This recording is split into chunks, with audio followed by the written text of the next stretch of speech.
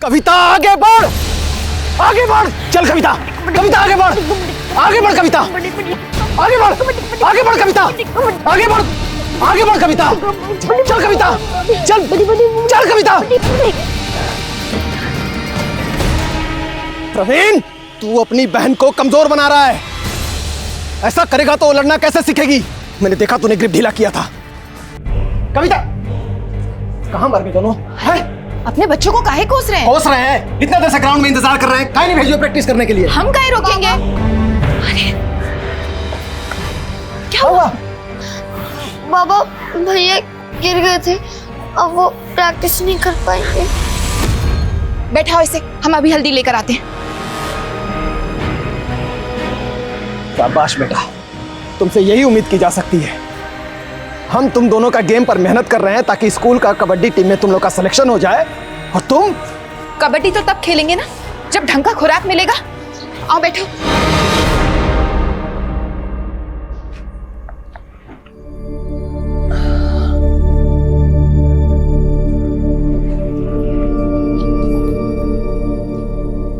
अरे कविता बेटा, तू सोई नहीं अभी तक? बाबा, आप भैया से अभी भी नाराज हैं? बाबा, भैया कबड्डी प्लेयर नहीं बनना चाहते, इसलिए वो प्रैक्टिस से भागते हैं। और तू कबड्डी प्लेयर बनेगी ना बेटा? तू अपने बाबा का सपना पूरा करेगी ना? हाँ बाबा, पर आप ये शराब पीना छोड़ दीजिए बाबा। हम अंदर से टूट रहे हैं बेटा, हम तुम लोग के लिए कुछ नहीं कर पाए ना, इसलिए शराब पी लेते हैं।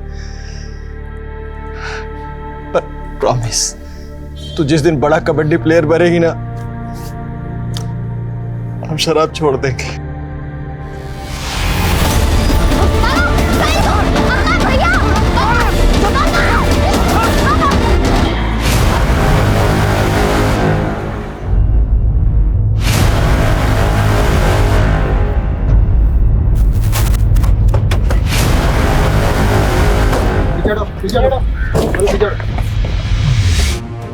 हो सकता है ये लड़की जंगल से रोड तक सरकते सरकते आई हो।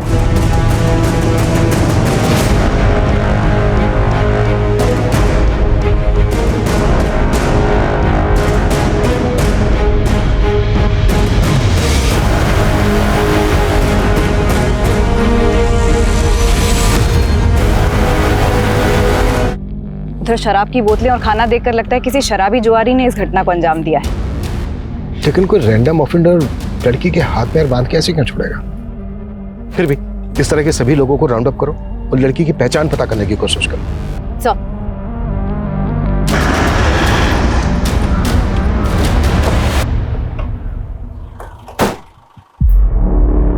सर, लड़की की कंडीशन बहुत ही क्रिटिकल है। आई डोंट नो कि वो बचेगी भी या नहीं। बहुत ब्रुटैलिटी हुई है सर उसके साथ, गैंग हुआ है उसके साथ सर, जिससे का डीएनए वाइप आउट हो गया। सर बहुत टॉर्चर हुआ है उसके साथ। Sir I am very surprised, इतना सब कुछ हो जाने के बाद भी लड़की ने अपने सांसें नहीं टूटने दी। लड़की वाकई बहुत हिम्मत वाली है, तभी तो इतनी बुरी हालत होने के बावजूद खुद को 200 मीटर ड्रैग करते हुए रोड तक आ गई। लेकिन एक बात समझ में नहीं आ रही है, क्रिमिनल्स ने उसको इतना टॉर्चर किया, फिर उसको जिंदा क्यों छोड़ दिया होगा? अपने 2 लोगों की 12-12 घंटे की ड्यूटी यहाँ पे लगाओ। ये लड़की मुझे 24 घंटे। राकेश, फोटो लो।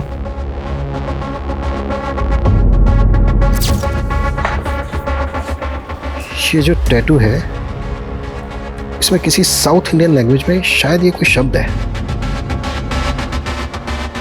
मे भी किसी का नाम हो। देखो, किसी मिसिंग कंप्लेन में इस तरह के टैटू का जिक्र है क्या? क्रिमिनल्स तक पहुंचने के लिए हमें इस लड़की की पहचान पता करना बहुत जरूरी है। पापा का सपना था कि तो स्कूल की कबड्डी टीम में चुनी जाए, लेकिन अब हाल ये है कि स्कूल का फीस नहीं भरा तो स्कूल से नाम कट जाएगा। भैया, क्यों ना हम पढ़ाई के साथ साथ कोई और काम ढूंढ ले? बाबा का सपना भी तो पूरा करना है।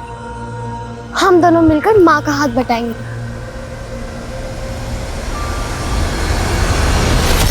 ऊपर वाला बड़ा है निर्दयी।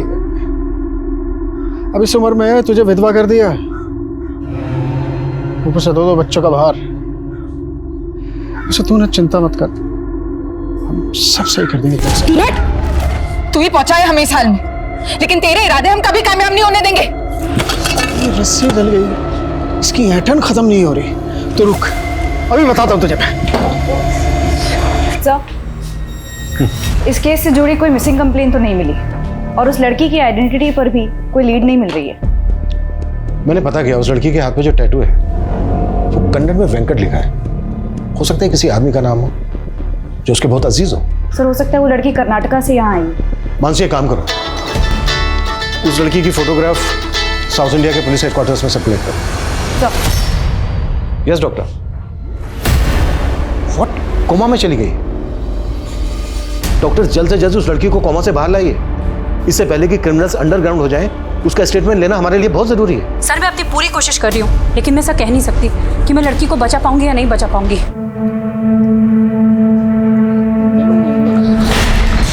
रिया, ये क्या किया तूने? कहा था ना तुझे अपनी बेटी को काम पर मत लेके आना। अब इस नुकसान की भरपाई कौन करेगा? हाँ बेटा, तू थोड़ा ध्यान रखा कर। ऐसी गलती होगी तो कौन काम पे रखेगा बता। एक काम भी छूट गया ना तो घर चलाना मुश्किल हो जाएगा। समझ नहीं आ रहा कि तुझे घर पर कैसे अकेले छोड़ के जाऊं। मम्मी, मैं अकेली रह लूंगी, अब मैं बड़ी हो गई हूँ। तुम नहीं जानती कि दुनिया कितनी खराब है। मुझे आज भी याद है कि मैंने कितना सहा जब मैं छोटी थी। उठो बेटा, कुछ खा लो। आ जाओ, उठो बेटा, उठो। मुझे नहीं खाना, मुझे मम्मी के पास जाना है। रिया, ऐसे रोते नहीं है।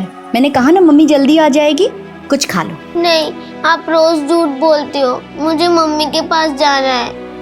अच्छा, एक काम करते हैं, मैं ना तुम्हें मोबाइल पर कार्टून दिखाती हूँ, फिर खाओगी?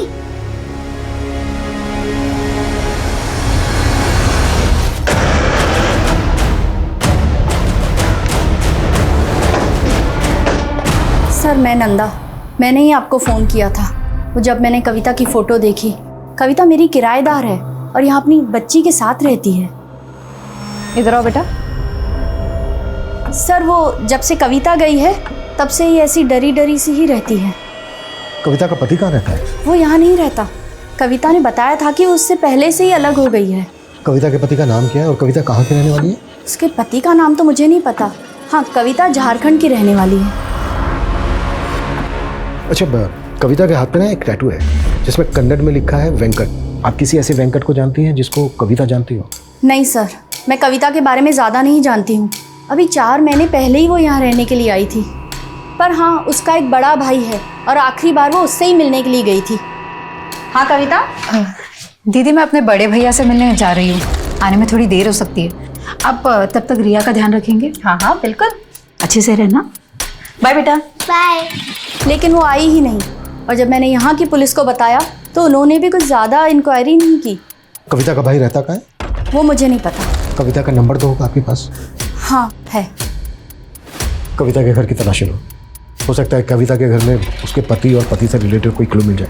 सर मिंटा जी, आपको किसी पे शक है जो कविता का ही हाल कर सकता है? हाँ सर, एक आदमी है मंगल, और मैंने उसके बारे में पुलिस को भी बताया था, पर 2 महीने हो गए पुलिस उसे ढूंढ ही नहीं पाई। ढूंढ नहीं पाए मतलब? ये कौन है मंगल? क्या किया था इसने ऐसा? सर, 1 नंबर का नशेड़ी है, पूरा मोहल्ला उससे परेशान रहता है।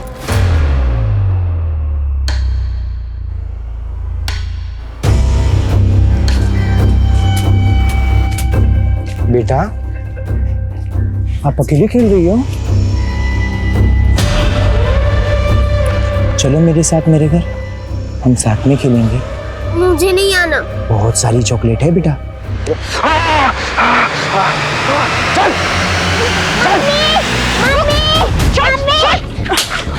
तेरी हिम्मत कैसे हुई मेरी बेटी को हाथ लगाने की?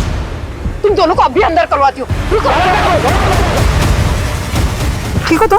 लोकल पुलिस से कांटेक्ट करो, पता करो ये मंगल कौन है, इसकी पूरी हिस्ट्री निकालो।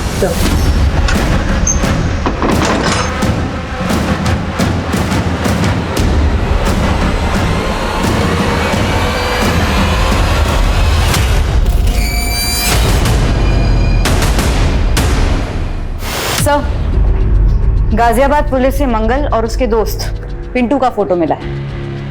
कविता के गायब होने पर नंदा ने इन्हीं दोनों पर आरोप लगाया था। मंगल,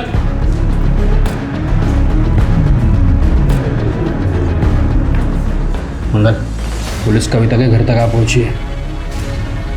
मंगल और पिंटू की तलाश के साथ साथ हमें यह भी पता लगाना होगा कि कविता का पति इस वक्त कहाँ है। कविता आखिरी बार अपने भाई से मिलने गई थी तो कहाँ गई थी, और कविता का पति और उसका भाई कविता की पहचान के लिए आगे क्यों नहीं आए। कविता के घर से हमें ये 2 फोटोग्राफ मिले थे। हमें यह भी पता लगाना होगा कि कविता के साथ इनका क्या रिश्ता है। रिया बेटा, आप इनको जानते हो? कौन है ये मेरे पापा है। अच्छा, तो ये आपके पापा हैं। बेटा नाम क्या है इनका? संपत। अच्छा बेटा, आपके पापा आपके साथ क्यों नहीं रहते? रिया, जो मैं कह रही हूँ उसे हमेशा याद रखना। अगर तुम्हें कोई भी छूता है तो तुम्हें पता होना चाहिए कि किस इरादे से छू रहा। अगर कोई तुम्हें यहाँ छुए या ऐसे पकड़े तो समझ लेना वो ठीक नहीं है, गलत है। वहां से भाग जाना या मदद के लिए जोर से चिल्लाना ठीक है। ये क्या ज्ञान दे रही है तू इसको? रिया, तुम अंदर जाओ। मैं तो रिया को अच्छा ही ज्ञान दे रही हूँ, लेकिन आप क्या सिखा रहे हो रिया को? शराब पीकर घर आते हो, बीवी के रहते हुए पराई लड़कियों पे आंखें काटते हो। रिया पे क्या असर पड़ रहा है, कभी सोचा है आपने? चुप कर। तुझे अगर मेरे से इतनी दिक्कत हो रही है ना तो छोड़ के चली जा। क्यों पड़ी है यहाँ पे? हाँ, जल्दी चली जाऊंगी। वैसे भी ऐसे माहौल में मैं अपनी बेटी को नहीं पालना चाहती। जबान लड़ाती है। अच्छा बेटा, जब आप अपने पापा के साथ रहती थी तो कहाँ पर रहती थी? वो भगवती नगर। भगवती नगर में बेटा कहाँ पर? आपको पता मालूम है?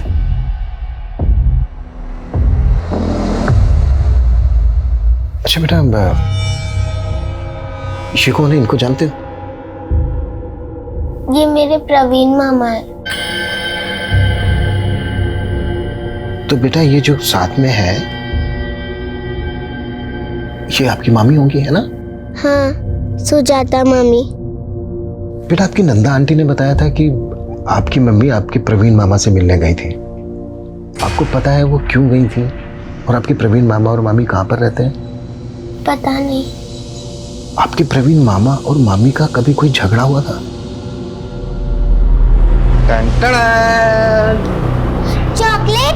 नहीं, ये ऐसे नहीं मिलेगी। पहले मामा को ये लो तुम्हारी चॉकलेट। ये मामी, आपको पता है मैंने कल ड्राइंग बनाई। अच्छा, चलो दिखाओ मुझे। भाभी चाय 2 मिनट में आई। अरे कविता, तुमने रिया का एडमिशन कराया ना स्कूल में? वो भैया दाखिले से पहले बच्चे के माँ बाप का भी इंटरव्यू लेते हैं। इसके लिए हमें अंग्रेजी सीखनी पड़ेगी। बस कैसे भी करके उसका वहाँ दाखिला हो जाए। भैया हमारा स्पोर्ट्स भी है। अच्छा।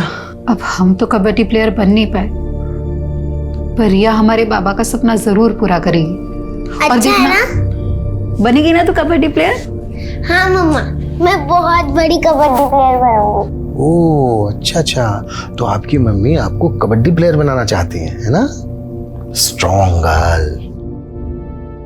अच्छा बेटा, आपकी मम्मी के ना यहाँ पर हाथ पर बेटा ये एक कन्नड़ में ना एक नाम लिखा है, वेंकट। बेटा आप बता सकते हो ये वेंकट कौन है?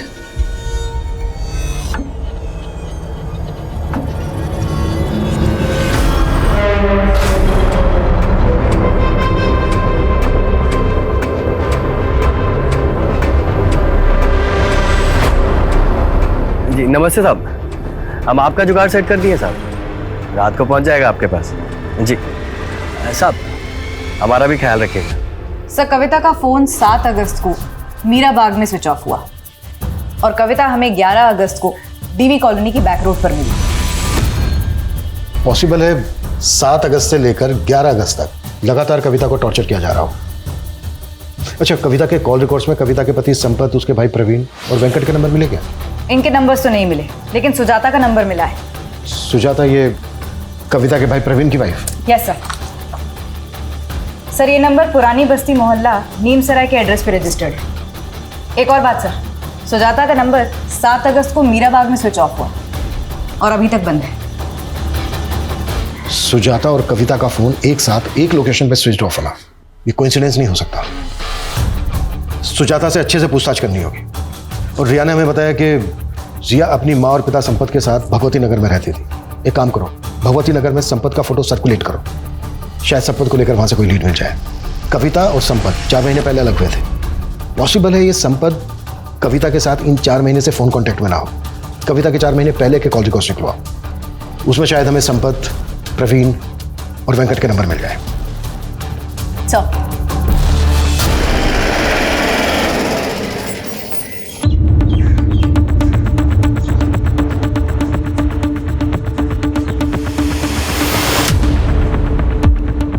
यहाँ तो अक्सर ताला ही लगा रहता है। सुजाता बहुत कम ही रहती है यहाँ पे। और उसका पति परवीन, वो नहीं रहता यहाँ पे? उसका तो कोई पति है ही नहीं। पति नहीं है?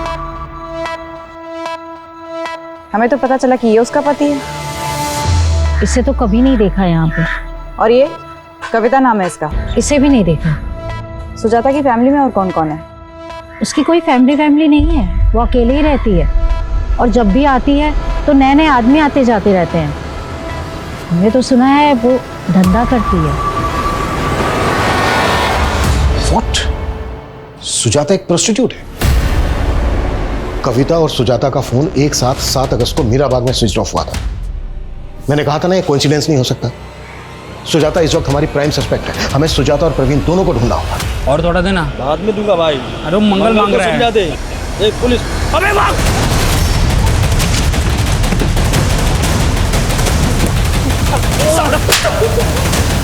ये बोल, कविता के साथ क्या क्या किया तूने और मंगल ने? साहब मैंने कुछ नहीं किया कविता के साथ। वो मंगल ने कुछ किया होगा तो मुझे नहीं पता साहब। मंगल का है? मैं नहीं जानता साहब मंगल का है। जब तक ये मंगल का पता ना बता दे कुटफ साले। साहब मैं नहीं पता साहब। सर स्कॉच सर्विसेज के एक वेब पोर्टल पर सुजाता का फोटो मिला, ये देखिए। बुक करो इसे और ट्रैप करो। संपत के बारे में कुछ पता चला? सर उसके झारखंड वाले घर में भी ताला लगा हुआ है। झारखंड पुलिस से पूछा तो पता चला कि संपत दिल्ली के किसी बार में वेटर है, लेकिन कौन से बार में ये नहीं मालूम चला। तो मालूम करो संपत क्यों और किस मकसद से गायब है। कहीं ऐसा तो नहीं है कि वो इस केस का राजदार है?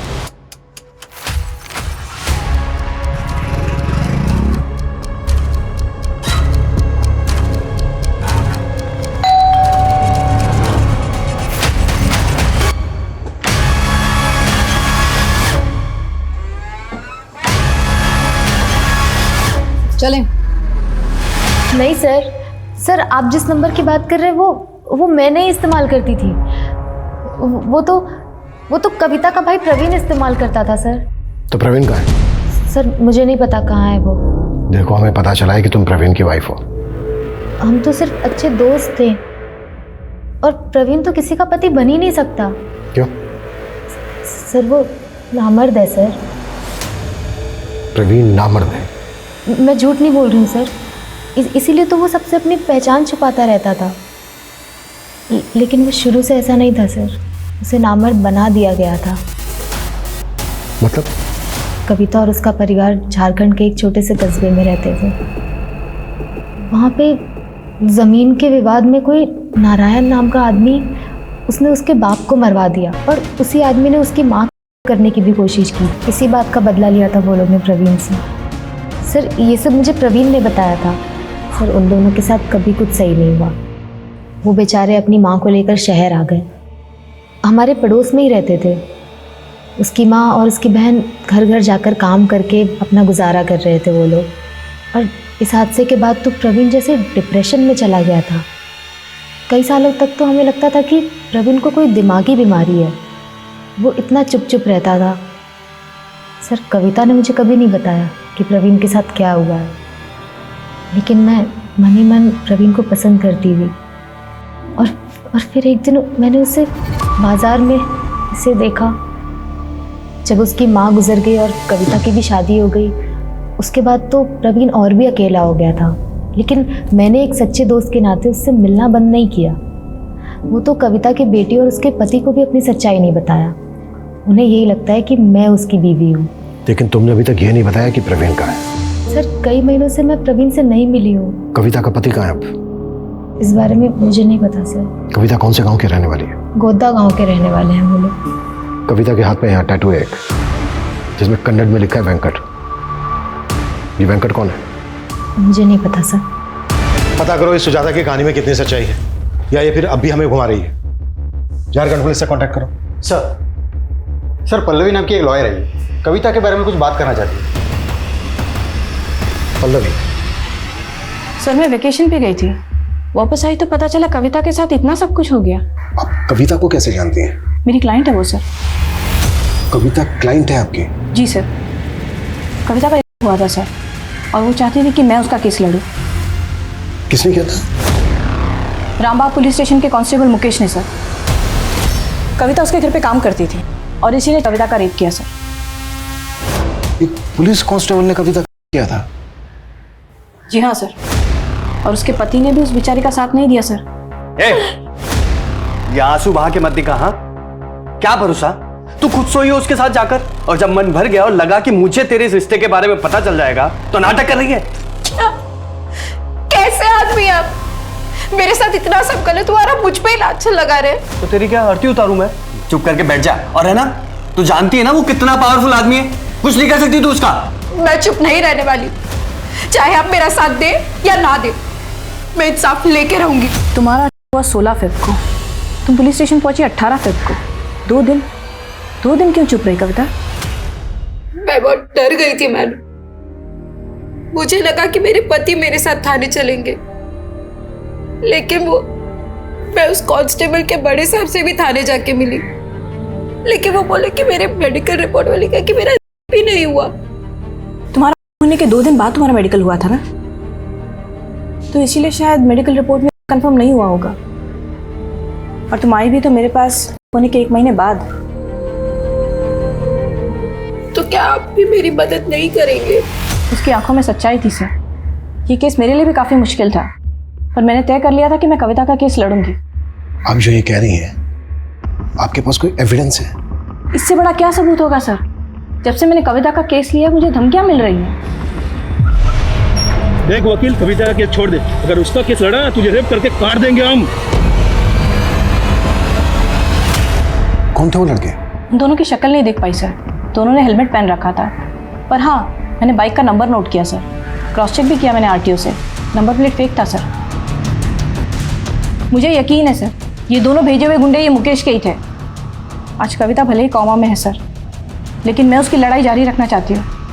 आपसे बस यही उम्मीद है कि कविता को इंसाफ दिलाते टाइम आप ये नहीं देखेंगे कि आरोपी आप ही की तरह एक पुलिस वाला है। रिया, ये क्या किया तूने? कहा था ना तुझे अपनी बेटी को काम पर मत लेके आना। अब इस नुकसान की भरपाई कौन करेगा? हाँ, आखिरी बार बोल रही हूँ, इसे काम पे मत लेके आना। अरे इतना अच्छा शोपीस तोड़ दिया, देखो तो। बच्चे क्यों डांट रही हो तुम? है छोटी सी चीज तो तोड़ी है। तू टेंशन मत ले, चाय बना के ला पहले। जी सर। सर, हमने इस केस को बहुत अच्छे से इन्वेस्टिगेट किया था। कविता के आरोपों में कोई सच्चाई नहीं थी, सरासर झूठ बोल रही थी वो। कहीं ऐसा तो नहीं है कि तुम कांस्टेबल मुकेश को बचा रहे हो? सर, मैं किसी को नहीं बचा रहा हूँ। हाँ, मुझे अभी पता चला है कि कविता के साथ हुआ है, I am sorry for that. लेकिन ये साबित नहीं हुआ था कि मुकेश ने कविता का किया था, बल्कि उसके पति ने भी उसके खिलाफ गवाही दी। क्या है ना साहब, मेरी बीवी हमारी बेटी को अंग्रेजी मीडियम में भेजना चाहती, तो इसलिए ज़्यादा से ज़्यादा पैसा जुटाने में लगी रहती है साहब। मतलब असल में कोई नहीं हुआ उसके साथ? वो बोल तो रही है उसका हुआ है, पर मुझे नहीं लगता। सर, जब कविता का हस्बैंड ही उस पर डाउट कर रहा था, हम भरोसा कैसे करते? और सर, उसके मेडिकल रिपोर्ट से भी ये स्पष्ट नहीं होता है कि उसके साथ हुआ था।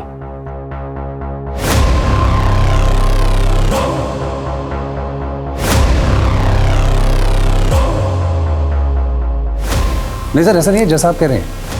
सर दरअसल क्या है कि कविता की बेटी ने हमारे घर में एक कीमती सामान तोड़ दिया।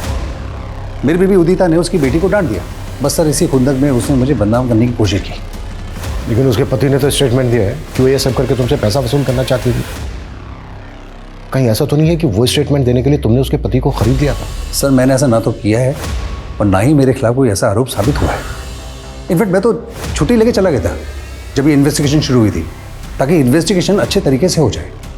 और फाइनली सच्चाई निकल कर आई सबके सामने और मुझे मेरी वर्दी वापस मिल गई। पर उसने कसम खाई थी तुम्हारी वर्दी उतरवाने की। वो भी कोर्ट में जाना चाहती थी तुम्हारे खिलाफ। कहीं ऐसा तो नहीं है कि इसी डर की वजह से तुमने? सर मैं अभी भी रेडी हूँ। आप जो इन्वेस्टिगेशन करना चाहते हैं कर लीजिए, और अगर कोई भी चीज़ मेरे खिलाफ आती है तो मैं सजा पाने के लिए भी तैयार हूँ। जिस कॉन्फिडेंस के साथ कांस्टेबल मुकेश बात कर रहा था, उससे तो यही लग रहा है कि उसने फुल प्रूफ प्लान बनाया होगा। आई एम श्योर इसने कविता के हस्बैंड को भी खरीद दिया होगा। सर हो तो ये भी सकता है कि कांस्टेबल मुकेश ने मंगल की रंजिश का फायदा उठाकर ये कांड करने के लिए उसका इस्तेमाल किया।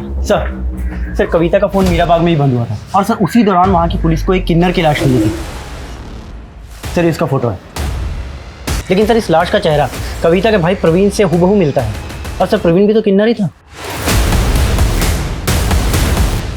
इसका मतलब सिर्फ कविता ही नहीं, बल्कि कविता का भाई प्रवीण भी क्रिमिनल्स के टारगेट पे था। जी सर, सुजाता ने हमें जो इन्फॉर्मेशन दी थी वो भी सही थी सर। 12 साल पहले कविता के पिता सुबोध की हत्या हुई थी, जिसका प्राइम सस्पेक्ट नारायण ही था। लेकिन सर पुलिस को नारायण के खिलाफ कोई सबूत नहीं मिला था। पर क्या 12 साल पुराने उस हादसे का इस केस से कोई कनेक्शन हो सकता है? 7 अगस्त को कविता को अपनी किस पार्टी के पास भेजा था तूने जिसने उसका यह हाल किया? साहब मैं मानता हूँ मैं गलत आदमी, ये लड़कियों का धंधा करता हूँ, पर साहब मैंने कविता के साथ कुछ भी गलत नहीं किया। कांस्टेबल मुकेश से कितने पैसे लिए तूने? साहब मैंने कोई पैसे नहीं लिए साहब। तो तुझे यकीन था कि कविता का रेप नहीं हुआ? साहब तब यकीन नहीं था, पर अब लग रहा है बहुत बुरा हुआ उसके साथ साहब। लेकिन मैं इसमें शामिल नहीं हूँ साहब, सच बोलो माँ कसम साहब। वेंकट कौन है? वेंकट? हाँ वेंकट, कविता के हाथ पे कन्नड़ में लिखा है वेंकट। कौन है ये? हाँ साहब वो कविता के कलाई पे साउथ इंडिया भाषा में कुछ लिखा तो था, पर साहब मुझे नहीं पता वो वेंकट लिखा था साहब। साहब वो बोली थी वो शादी के पहले का लिखा था, उसकी माँ के साथ कर्नाटका गई थी तो मंदिर के बाहर बुधवाया था। ये मंगल तेरे रैकेट का हिस्सा है ना? मैं नहीं जानता साहब किसी मंगल को।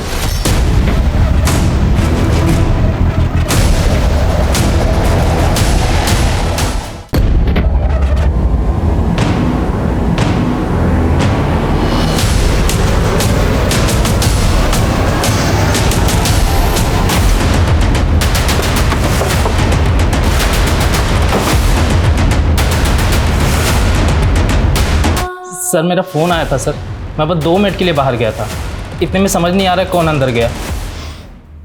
तुम्हारे इस फोन और 2 मिनट के चक्कर में एक इंसान की जान चली गई। सीसीटीवी फुटेज निकलो। सर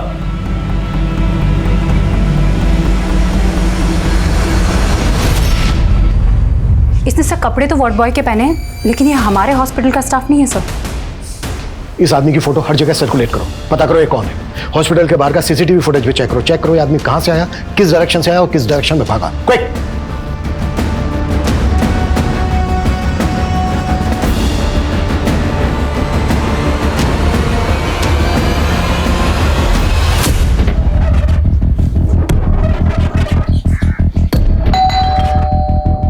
सर फोन ट्रेस हो गया है, उसकी लोकेशन।